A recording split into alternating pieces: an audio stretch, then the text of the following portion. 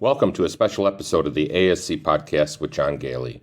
In this episode, the staff of Ambulatory Healthcare Strategies and some of our patron members attending ASCA 2023 talk about some of their observations after the first day of ASCA 2023 in Louisville, Kentucky. We apologize for the sound quality of the recording, which was not recorded in our studios, and some of the speakers were not close to the microphone.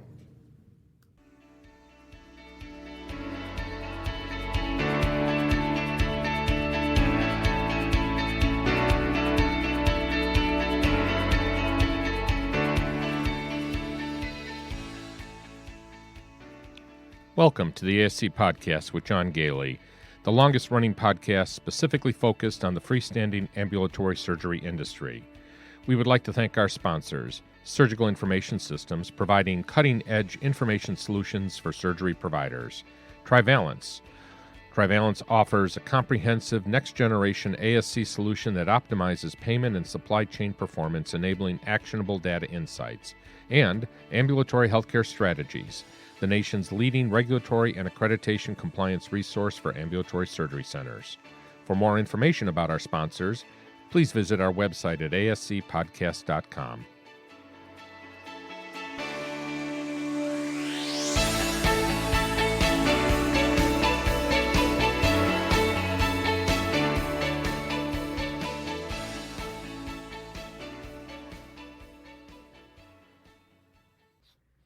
Welcome to episode 189 of the ASC Podcast with John Goehle for May 18th, 2023, recording live at ASCA 2023 in Louisville, Kentucky.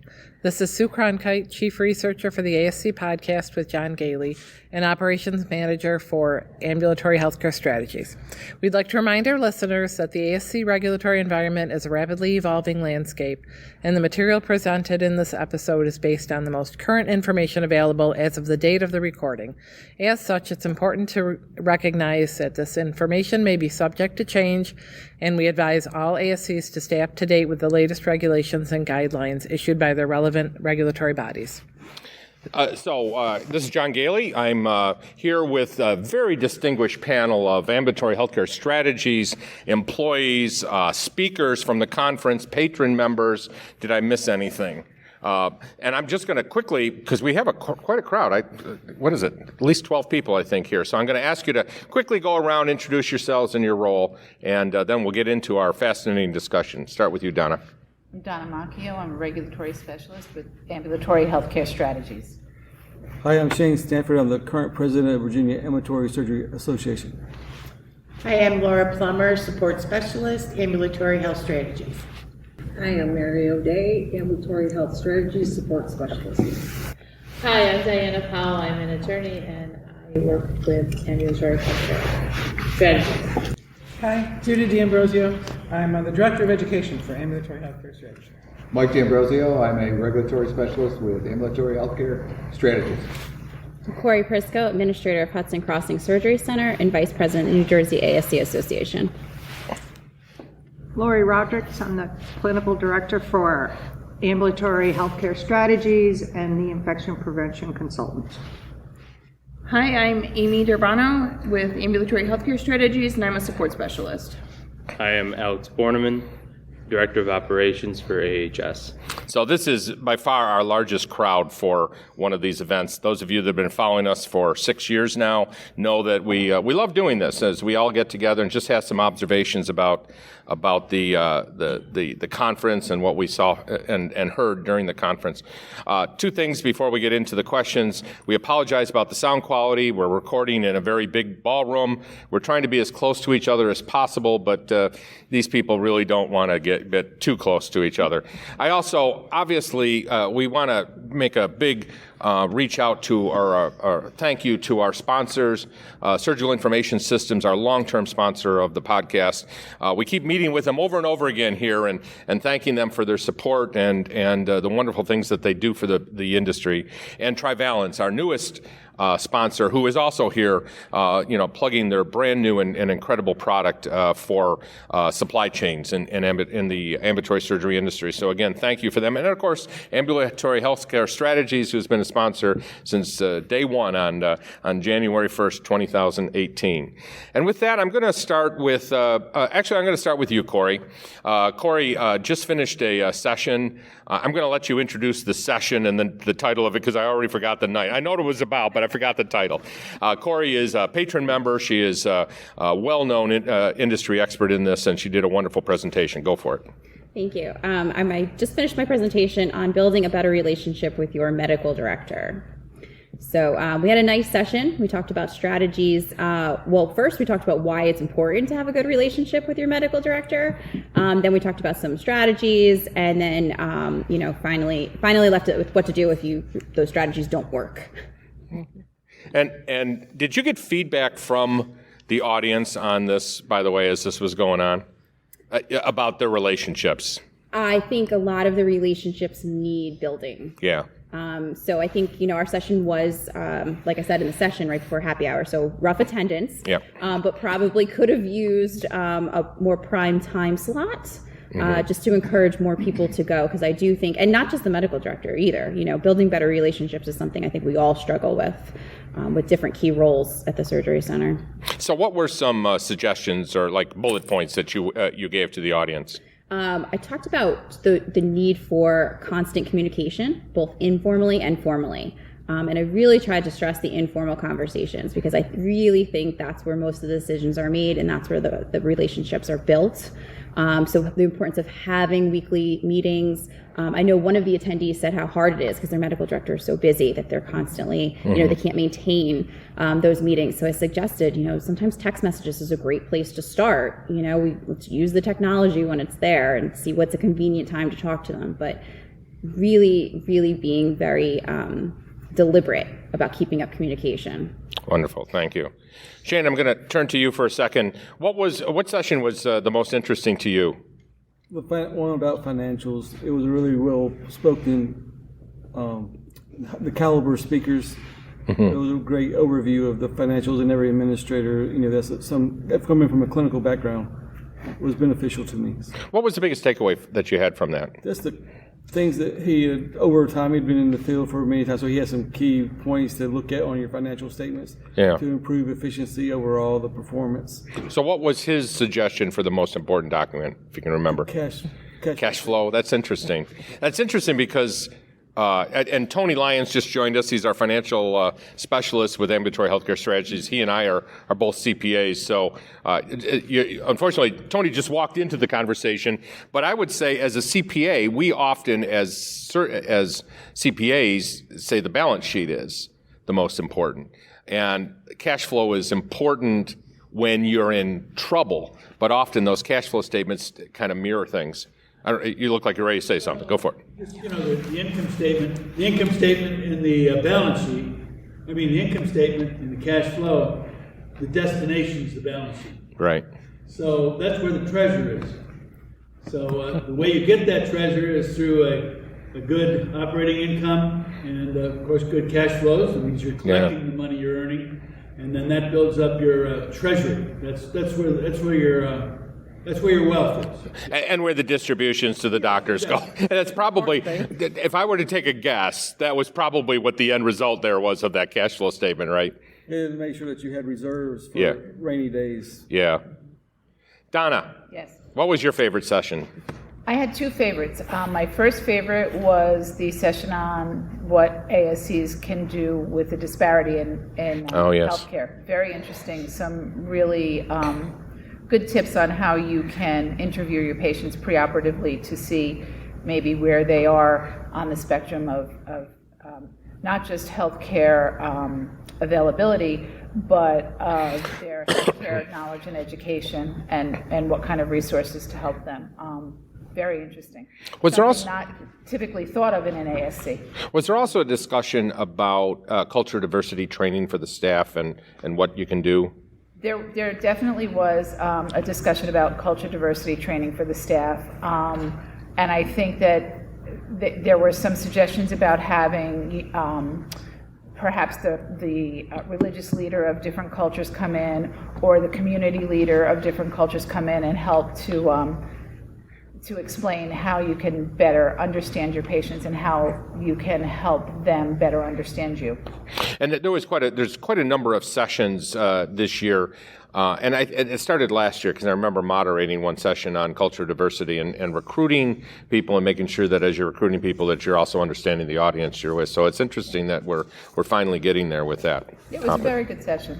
Very good session. Alex, I'm sure you attended every single session on life safety here. And Mike, were you with him? On a few, yeah. Okay, so I'll start with Alex on life safety. Go for it. So, and actually, we only had one so far, and it was an interesting one because they paired it with infection control. So, it was HVAC and infection control, really focusing on how to do an ICRA during construction.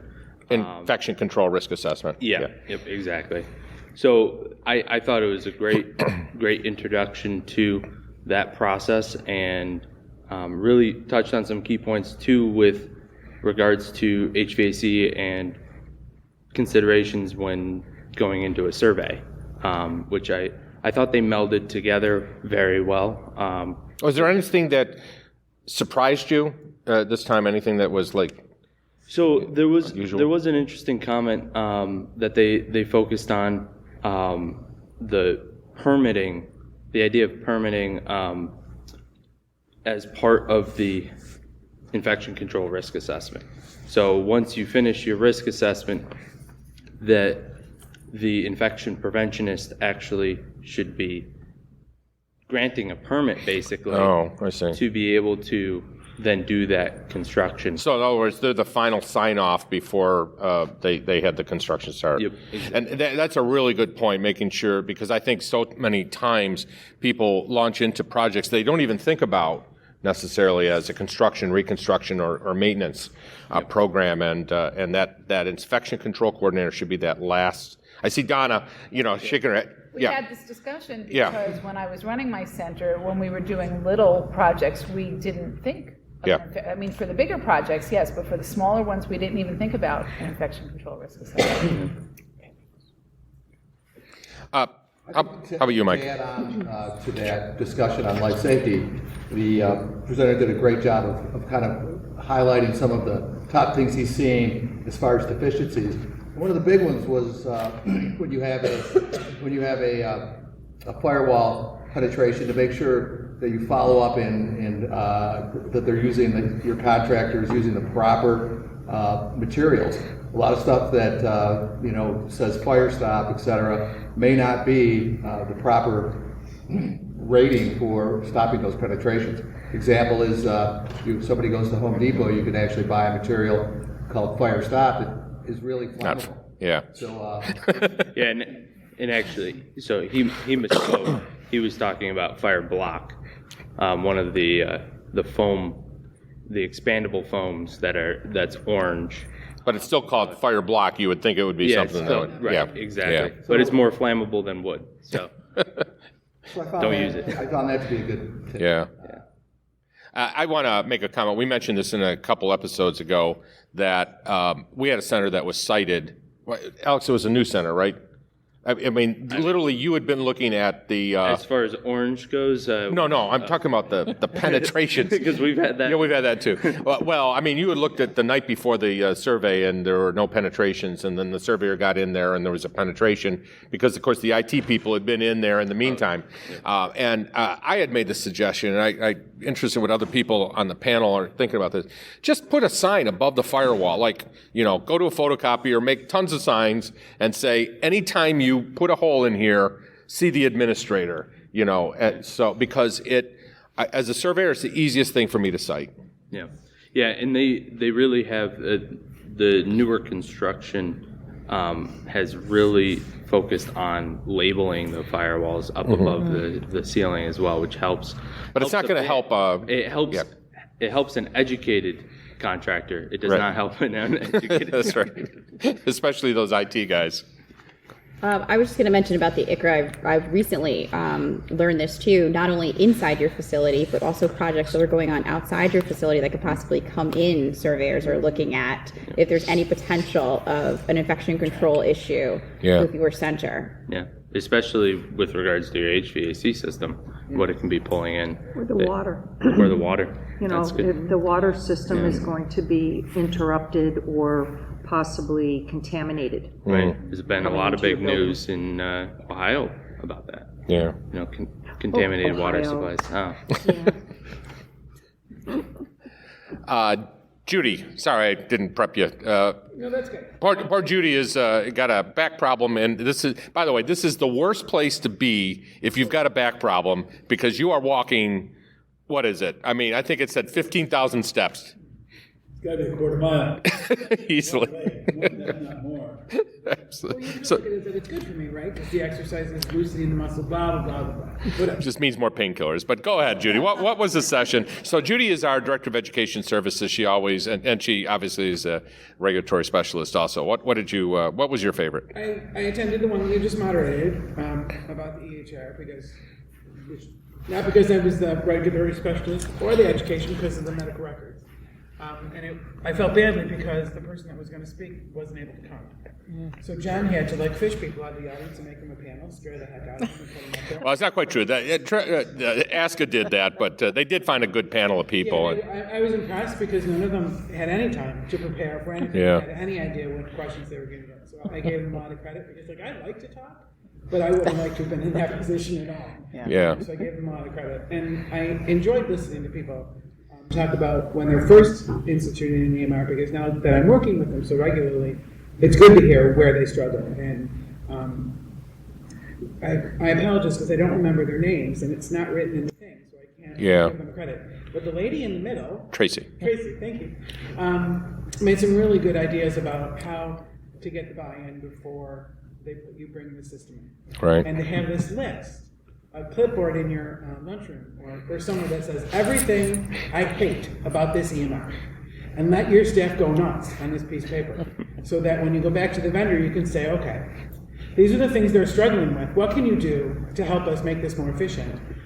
And by doing that, they all now have buy-in. They were all involved in how the EMR system was built. And I thought, God, you are so smart. Yeah. That is so smart. So I was impressed with that, especially because she had didn't prepare that ahead of time. That just happened. I was really impressed with her. Such a simple idea, Judy, just to let your staff write it down and bring it to the vendor. You do that about any new anything. That's about great. any new anything. Great Everything I idea. hate about this new linen service we've gotten, or everything I hate about anything. Right. And let them feel like we want you to vent those things because it's important to us to make sure that you're happy, and that goes for miles and miles. Absolutely. It was an interesting session. I moderated the questions from the audience, and then there was a moderator up there asking questions, and just trying to field those things on the fly was kind of interesting. But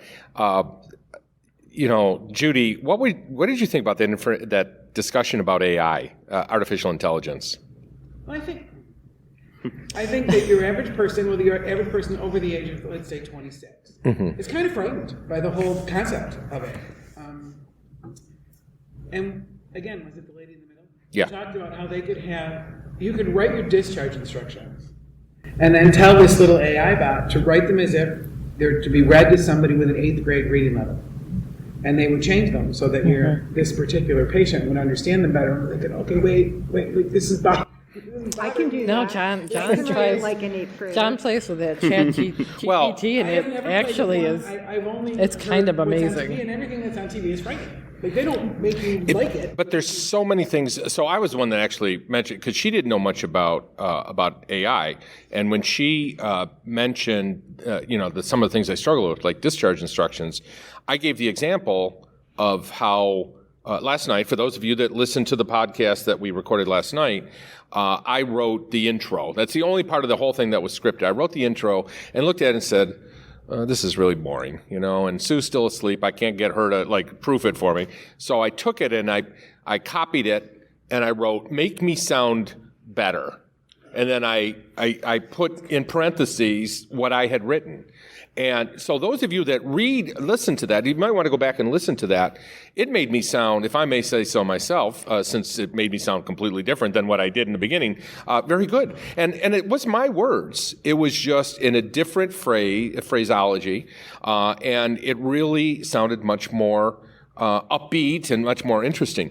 And then I segued when I was talking to Tracy about that. I said, imagine doing that with discharge instructions. I'm looking at you. We struggle with those things in the surgery centers with the discharge instructions.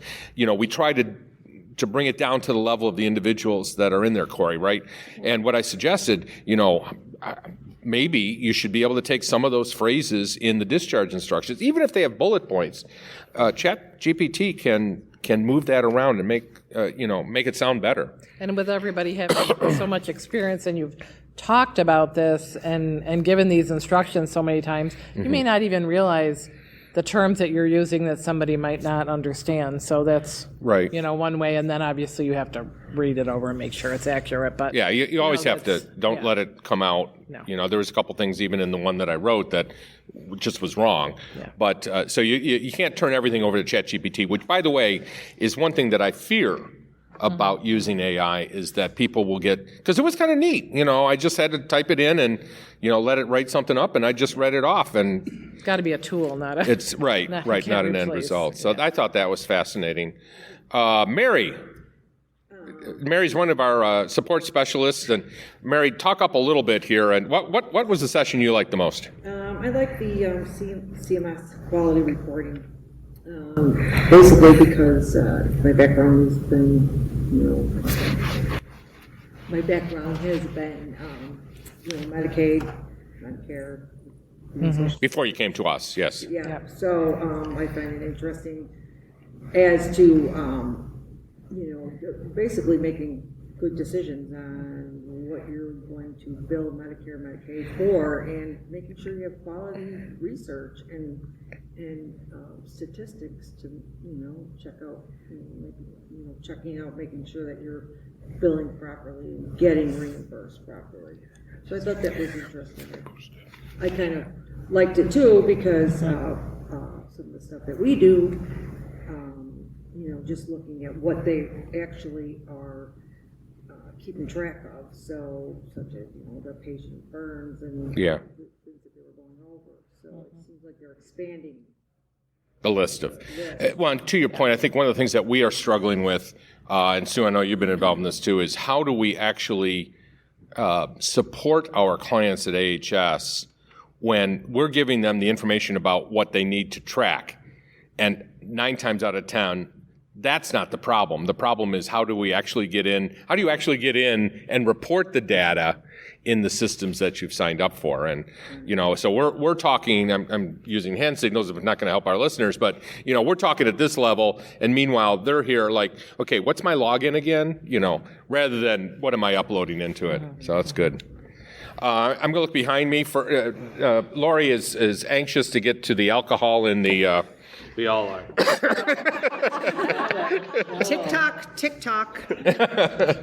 So you moderated a couple sessions. You attended a couple sessions. What? Give me a couple takeaways.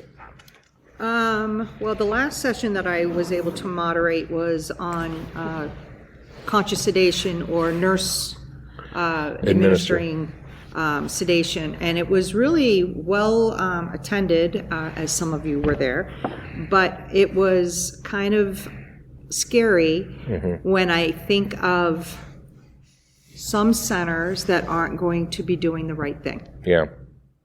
Bottom line. And the presenter was awesome. She's specializes in sedation, but she's a born PACU nurse. And she also does legal consulting. And the bottom line is, if you, our listeners, are not following the standards of care, whether it's for your job, your scope of practice, or the standards of care in the association that is best suited for that, you're going to lose. So, it's something you really have to take back and be a strong advocate in your centers, whether you're the nurse director or the administrator, to make sure it's done correctly, because it's really all about the safety of that patient. Lori, did they talk about, I'm curious, doesn't it seem like we've been getting a lot of questions both on the podcast, our Patron program, during conferences like this, as well as during our Saturday drop-in sessions for the patrons. And from our clients, I'm sorry, about this, much more so than we've had in the past. What do you think is driving it, or did they talk about that at all? Well, the thing that's driving it is the lack of anesthesia providers, whether it's CRNAs or anesthesiologists. That's what's driving it. Mm-hmm. And another part that's possibly driving it is the payers that aren't paying the anesthesia provider to perform the sedation. In order for that patient to have sedation, the only other way to do it is to have the nurse give it. Right. But if you're going to do that, you have to follow the parameters of the safety of nurse-administered anesthesia. And we're actually going to do some discussions about that in a couple. Really said, no, we're not. But no, I mean, I think it's becoming very important, and your point is well taken. Let doctors say.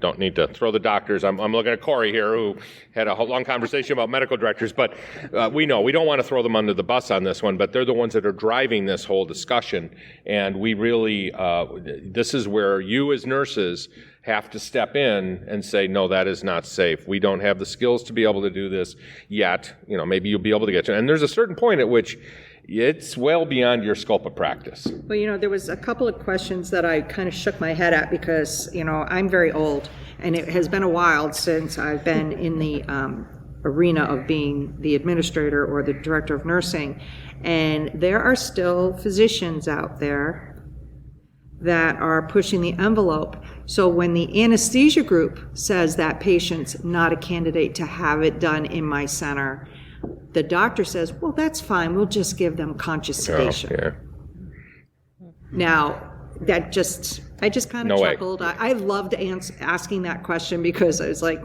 still doing it, huh? Yeah. So that's when you have to put your big girl or big boy pants on and say no. I'm actually going to look at our attorney now. I'm taking it out of order, but so you cringed when she said that. So from a, try to defend them in court. No. Yeah, right. I mean, there's no defense, right? No, it is no. Where you're negotiating, you're suddenly negotiating. Yeah. There isn't, and it's fun. I'm also cringing because it ties in. I'm listening to what everybody's saying, and it's tying in to the sessions that I was a part of today. We had, one was contracts, and it was about contracting the vendors. But and if you have a problem with somebody, like going to your staff and saying, what don't you like about them, and having a way to document that. So we got into QAPI. So, and you're just talking about, and then the shall we say, shortcuts or things that are happening, and it's like, no, there's a standard of care, and you have to follow it. That's it. You have to follow it. Yeah. Because there isn't wiggle room with regard to that. Diana, while we're talking to you, what session did you think was your most interesting? Diana is our newest hire actually in the company, so she's still learning about the ASC industry in specific. So because I come from this world, it was, and Mike was there too, it was cybersecurity and ransomware.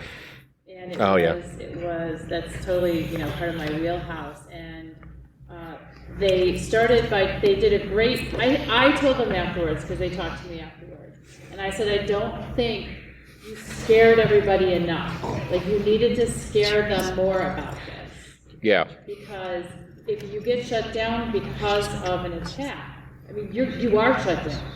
And they went over, they said there's two different kinds of impacts. There's a financial impact, the ransom payment, the incident response costs, and the legal fees, and the regulatory penalties. Yeah. And then there's also the operational impacts.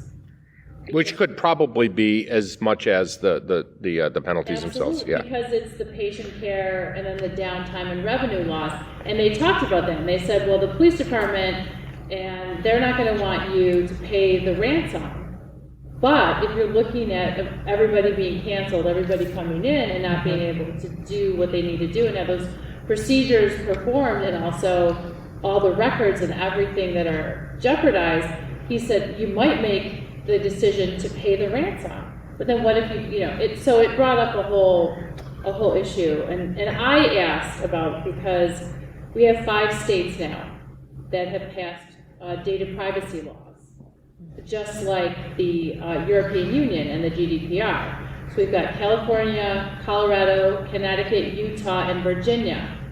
So if your surgery centers are treating people that live in those states, there's an extra added burden of standard of care when it comes to your data, and how are they addressing this?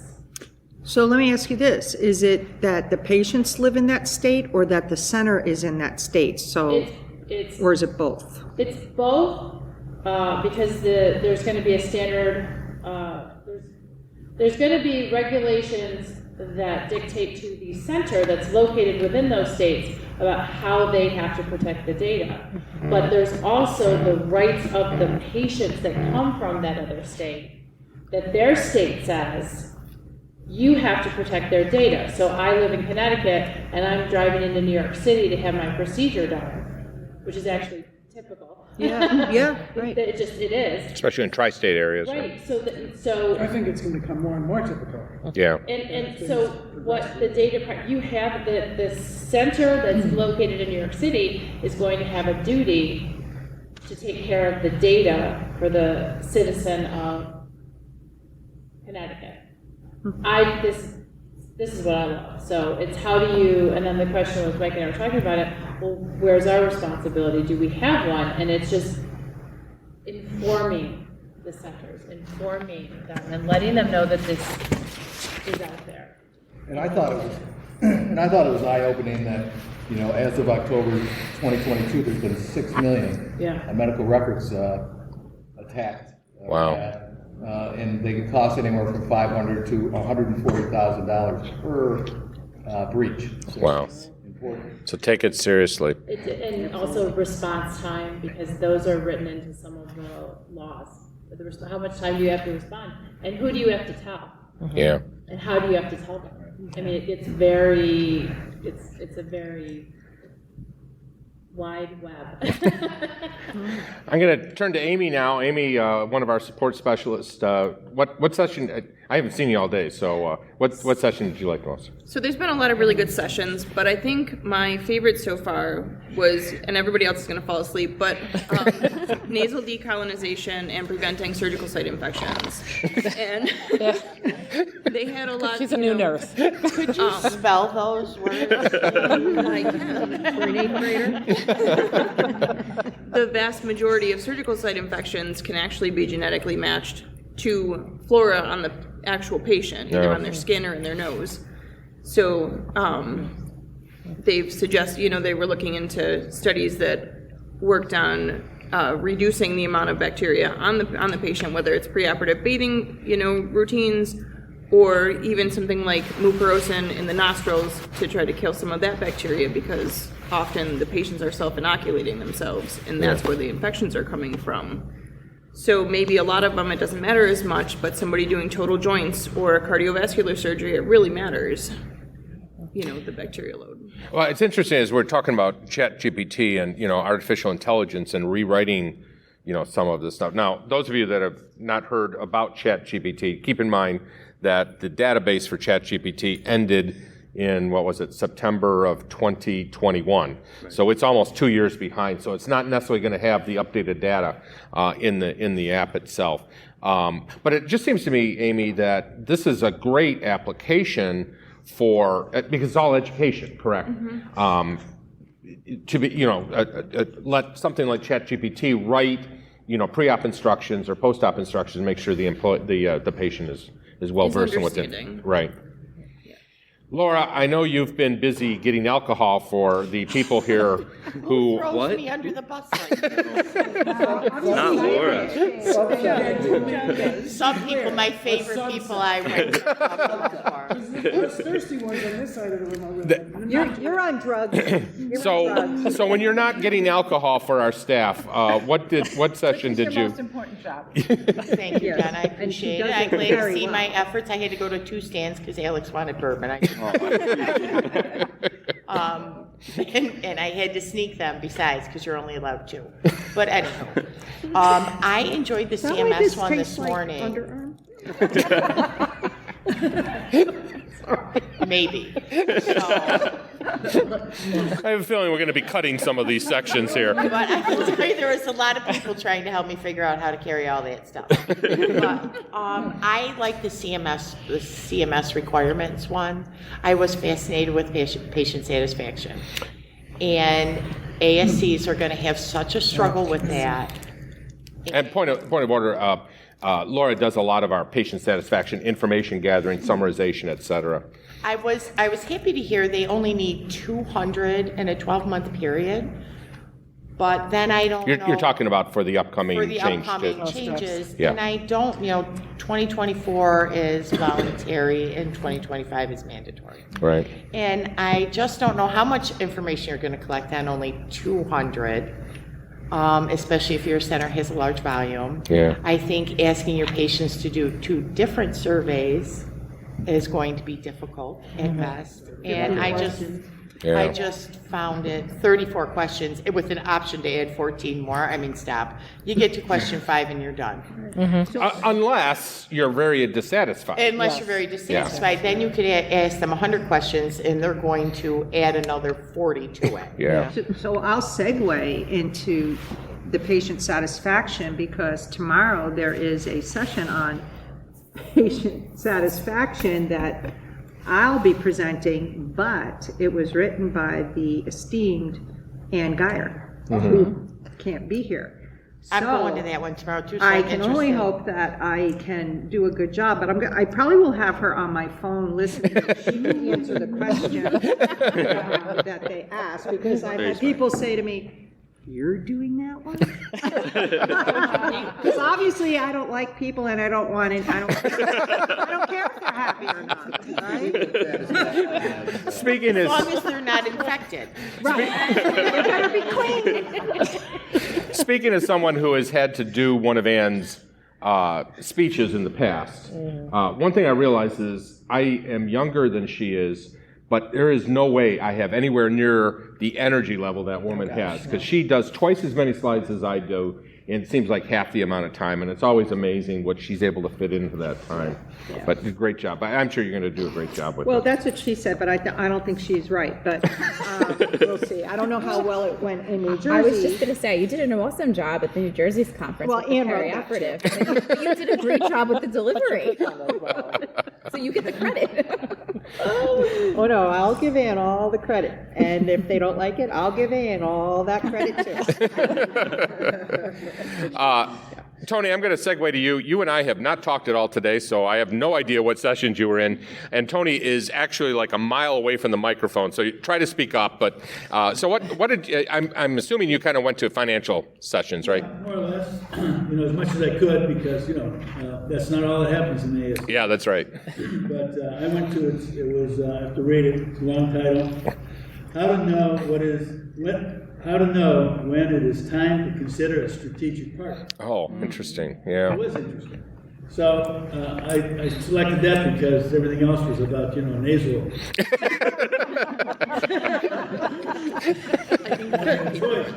didn't know what to expect. But anyway, I enjoyed it. It was because it looked at the issues that facilities, that ASCs have. Operational issues, whether it's AR or EMR, supply costs, supply chain, and not being able to scale up to where they need to, that could be an issue. That would require a strategic partner, maybe just a hospital. There's all kinds of strategic partners. Right. Maybe a hospital partner, or partnering with another ASC. Who knows? Just where they venture capital, the big company. Yeah. Those expertise, because they're not being able to scale up to that point. And then, of course, there's the access to capital, which could be because you need another, you need to replace all of your equipment. You've been a GI center for 10 years, you have to replace the equipment. And so that could be, venture capital or whatever. It's going to be another partner. It could even be a hospital system, but for another reason. Of course, these can be compounded reasons too. Or you need to change your location. And then there's the whole issue of retirement. And I'm not covering them all, but some of the, retirement and physicians, they want to cash out, so they want to sell it. But then there's the whole matter, well, if you're going to sell them, you're going to need to hang around for 3 years or so to give whoever's buying it an opportunity to replace that, unless there's some other option there. But the thing that was interesting that I found that when you're considering this, you have to get really honest about what your center is, what it's capable of, where its weaknesses are, and on the retirement issue, the physicians have to face the music about, well, they have something of value, but they've got to give something too. They've got to either stay there longer or take a lower price or whatever. And of course, every physician feels their ASC is worth a lot of money. Even without them. Yeah. Right. That's the critical thing there, is that they try to value it at how much they're bringing to it, but as soon as they leave, that value goes down. And those are obvious things, but to sit down with a group and just talk in an honest way and to come to those points. And I just felt like these are things that are important when you're considering a partner, but they're important things all the time to be considering. We have some clients who we're doing some benchmarking for, and I just felt like, the benchmarking, when I do benchmarking for a client, I should consider it in this way. If I was going to buy this company, and to give them a good, honest picture of where they're at, without getting chased out of the room, right? For their sake, so that they can be prepared if they want to sell it sometime or they want to retire sometime. So I just appreciated overall. It gave a real. It hit on the points that are going to be important when it comes to actually selling a center, which is when the value really needs to be recognized. So that was a good session. Well, I want to thank everybody. They're already itching to get out of here and get some alcohol, but I appreciate 12 minutes. We have 12 minutes. 12 minutes. Great conversation. We'll talk to you all tomorrow, and thanks again.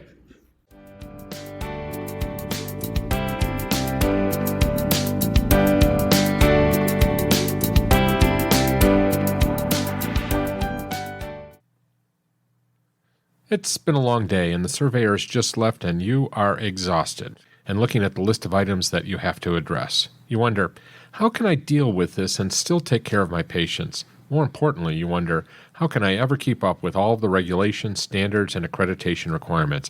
How can I always be prepared for a survey and reduce my stress levels? Well, that's what Ambulatory Healthcare Strategies does, day in, day out. We become your outsourced regulatory and accreditation resource. We can maintain your policy manual, develop your education programs, help out with fire and disaster drills, do your risk assessments, oversee your quality improvement activities, help run your quality improvement meetings and governing body meetings, and we can even prepare your monthly or quarterly financial statements and help you figure out where you are financially. We are a retainer-based service. We don't take ownership. We don't charge based on your revenue. We have one fixed monthly fee, and we can tailor your services to your exact needs. So whether you're looking for help getting over a survey, preparing for a survey, or looking for a long-term relationship to assist you with your ongoing regulatory and/or financial needs, please give us a call at 585-594-1167 or email us at info@ahstrategies.com. That is info@ah-strategies.com, or visit our website at ah-strategies.com.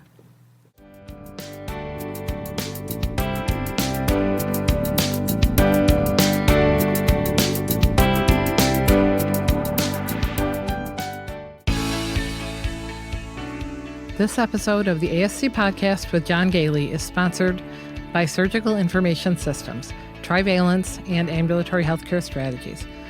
Surgical Information Systems provides cutting-edge information solutions for surgery providers. Trivalence offers a comprehensive next-generation ASC solution that optimizes payment and supply chain performance, enabling actionable insights. Ambulatory Healthcare Strategies is the nation's leading regulatory and accreditation compliance resource for ambulatory surgery centers. For more information about our sponsors, visit our website at ascpodcast.com. This podcast is an educational and operational tool and is not intended to be a comprehensive resource for all rules, regulations, and standards that an ambulatory surgery center must meet. The advice provided should not be considered as, nor does it constitute, legal advice or opinion. When reviewing specific situations involving legal and regulatory issues, attorneys and other professionals should be consulted. This has been a production of Eden Group Development. All rights are reserved. If you are interested in advertising or sponsoring the ASC Podcast with John Goehle, please email us at info@ascpodcast.com. We would love to hear your questions and comments. Please email us at comments@ascpodcast.com.